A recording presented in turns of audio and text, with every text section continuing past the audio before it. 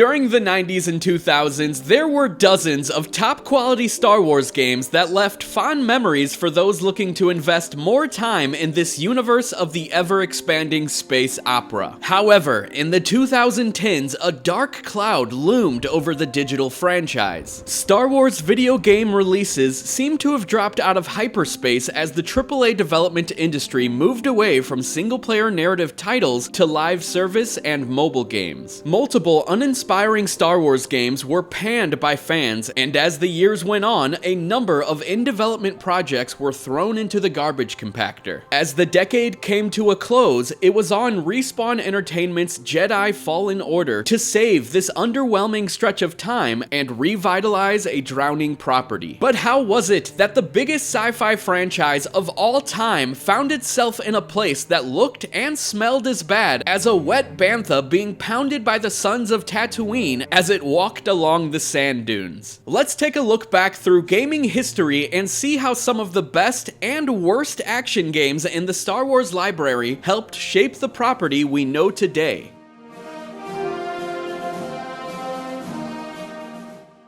While platforming games like the Super Star Wars trilogy were a hit for Super Nintendo, and X-Wing was giving PC players the thrill of being a fighter pilot in the Rebel Alliance, we saw Dark Forces introduce players to a new character in the Star Wars universe, one that would be around for many years to come. Developed by LucasArts and released in 1995, Dark Forces allowed players to control a mercenary for hire named Kyle Katarn. Despite thinking you might be running around with a lightsaber in hand, because that's what most people today would associate Katarn with, at this point in his career, he was welding blasters or throwing thermal detonators at stormtroopers' faces. It was Jedi Knight Dark Forces 2 that saw Kyle Katarn pick up a lightsaber and begin to learn the ways of the Jedi. Featuring live-action FMV cutscenes, a beefed-up single-player campaign with improved combat that allowed players to control a channel of different force powers, and a deep multiplayer mode that would let you unleash your Jedi powers on other players. Dark Forces 2 was a huge critical success, with PC Gamer calling it the best game ever released.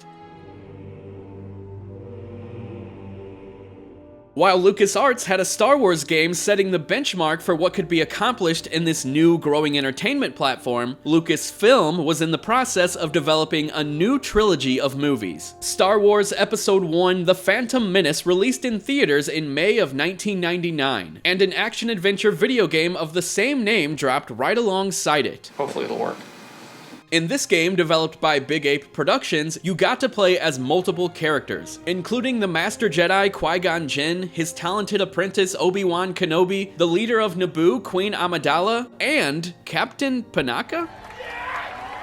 But the bizarre choices didn't stop there, with The Phantom Menace having one of the most strange camera angles seen in a game up until that point, with players complaining that they weren't able to see what was in front of them, and instead felt like they were constantly looking at the ground. Despite having a decent graphical presentation, reviews were mixed, with critics calling it repetitive and that it didn't have any original ideas, apart from trying something wild with the camera, that is. But, unfortunately, the terrible tie-in games surrounding the movies didn't stop there, with LucasArts having its own flop shortly after with Star Wars Obi-Wan. This launch window game for the original Xbox had players take control of Obi-Wan and was set before the events of the Phantom Menace film. Although being on a new piece of hardware created by Microsoft in its endeavor to enter the home console market, reviewers criticized Obi-Wan for looking flat with low polygons, along with performing like a rusted droid on the new Xbox hardware.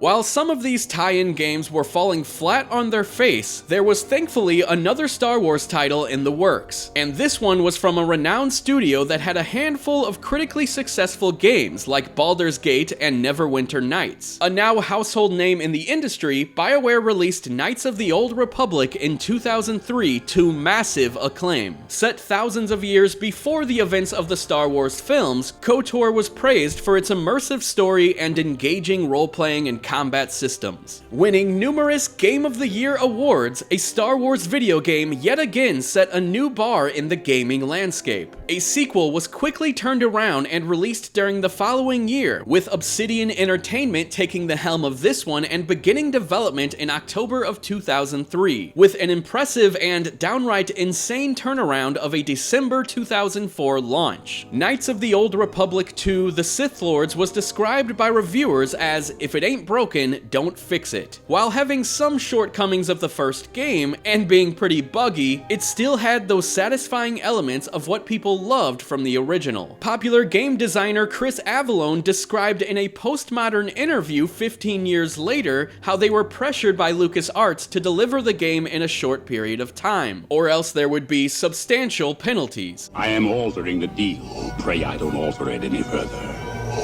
This led to a somewhat broken game at release, but it didn't seem to faze players all that much.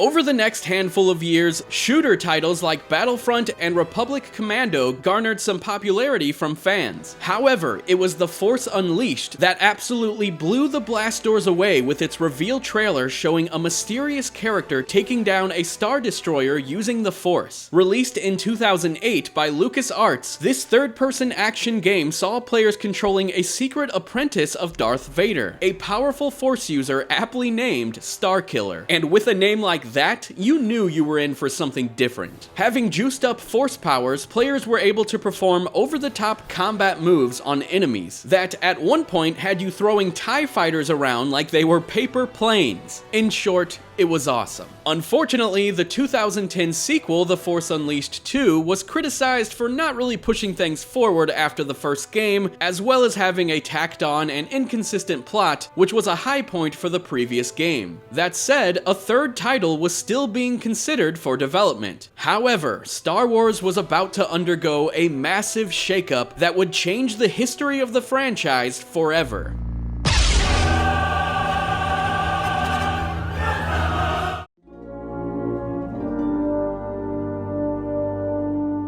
In 2012, Star Wars creator George Lucas sold the rights to Disney for over $4 billion.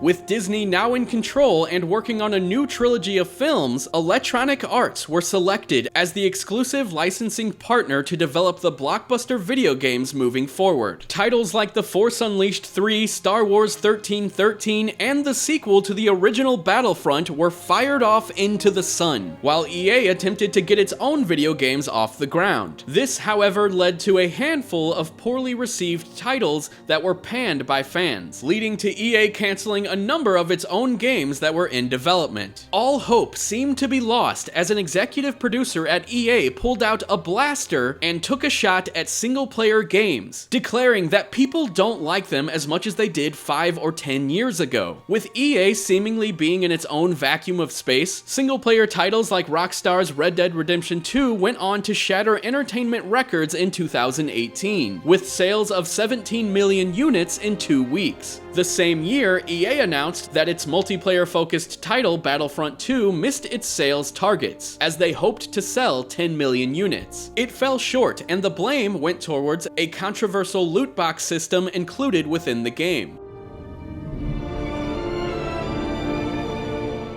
With EA slowly dribbling out titles, it was up to Respawn Entertainment's Jedi Fallen Order to be the last hope of the 2010s. This studio had already seen a lot of creative success. The founders, Jason West and Vince Zampella, had a strong background in the gaming industry, having been key people in the creation of the Call of Duty franchise. After beginning their own studio, nearly 40 employees working on Call of Duty left Infinity Ward to help develop Respawn's first game. Titanfall in 2014, Titanfall 2 in 2016, and its stealth drop title in 2019, Apex Legends, were all critically praised. Respawn appeared to be on a roll. Stig Asmussen was the game director at the helm of Jedi Fallen Order, and Asmussen's previous release, God of War 3, was a smash hit on PlayStation. Everything was looking like a recipe for success with this new Star Wars game, and thankfully, it lived up to the hype. Taking inspiration from other action games like Dark Souls and the Metroidvania genre, Jedi Fallen Order had players control Cal Kestis, a former Jedi Padawan who managed to escape Order 66. Set a few years after the events of Star Wars Episode III Revenge of the Sith, this single-player only game had satisfying and impactful combat, engaging exploration, and a fantastic cast of characters. Due to its critical praise and sales exceeding EA's expectations, a sequel was greenlit. Jedi Survivor was announced in 2022 and released in April of 2023, where players once again took the role of Cal Kestis. Although EA eventually found its footing with Star Wars, it appears that might have happened a little too late.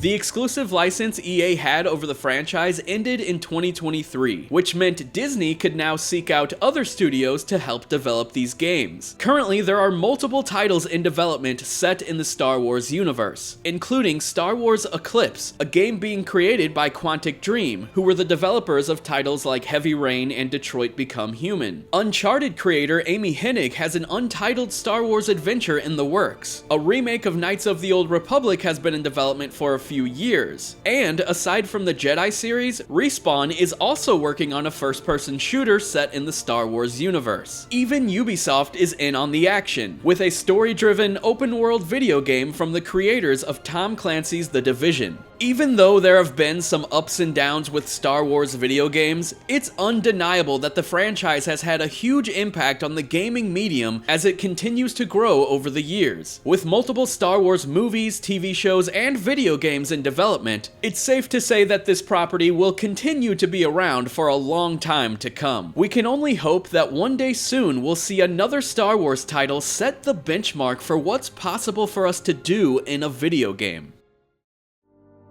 Thanks a lot for watching the first episode of History of here on Destructoid. This is a brand new series, so if you have any feedback or criticism on it, please let us know down in the comments. Thanks a lot, and we will see you guys next time.